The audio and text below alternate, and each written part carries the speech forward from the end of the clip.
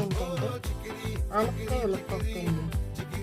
So కావాల్సిన పదార్థాలు చూపిస్తాను చూడండి. ముందుగా ప్యాన్ పెట్టుకొని ఆయిల్ వేసుకోవాలి.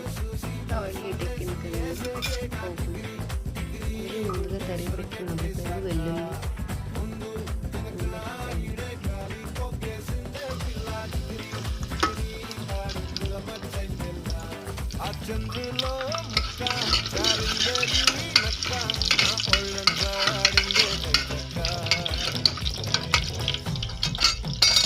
అలాగే ముందుగా తరిగి పెట్టుకుని ఉల్లిపాయలు,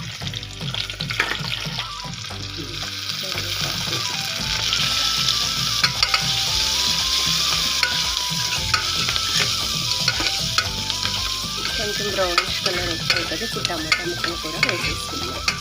అలాగే ముందుగా తరిగి పెట్టుకుని టమాటా ముక్కలు, అలాగే అల్లం వెల్లుల్లి పేస్ట్ ఉంటే వేసుకోవచ్చు, లేదంటే స్కిప్ చేసేయచ్చండి. అల్లం వెల్లుల్లి పేస్ట్, అలాగే సాల్ట్,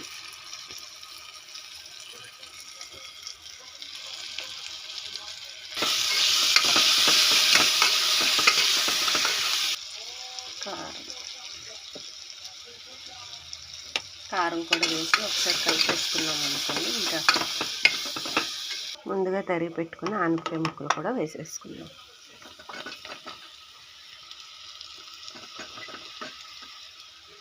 తర్వాత బాగా కలిపేసుకున్నాం కదా, కొంచెంసేపు మగ్గనివ్వాలండి. మగ్గనిచ్చాక అప్పుడు ఉలవపప్పు అనేది ఉలవపిండి వేసుకోవాలి. అది కలిపే విధానం చూపిస్తాను పదండి. ముందుగుంటే గిన్నెలోకి వాటర్ పట్టుకొని అందులో పౌడర్ అనేది వేసేసుకోవాలి.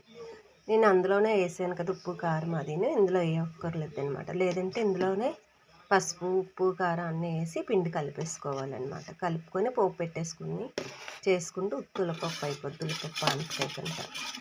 సో ఇది విడిగా కూడా చేసుకోవచ్చు, ఉలవపప్పు ఆనపకాయ కింద కూడా చేసుకోవచ్చు. ఇది బాగా కలుపుకోవాలి ఉండలు లేకుండా. వాటర్లో వేసి పిండి ఉలవపిండి అనమాట. మధ్యలో కలుపుకోండి, పెట్టి మగ్గనిద్దాం. ఇప్పుడు వాటర్లో కలిపాము కదా, అది అనేది ఆనపకాయ దాంట్లో వేసేసుకోవడమేనండి. బాగా కలిపేసి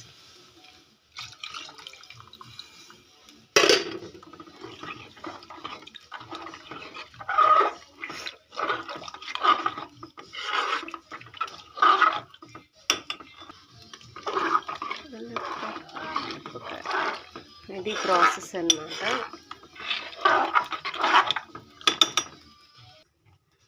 ఇలా ఉడికే ప్రాసెస్ అండి ఇది. సేమ్ అంబల ఎలా అయితే ఉడుకుతుందో అలా అన్నమాట ఉలవపప్పు.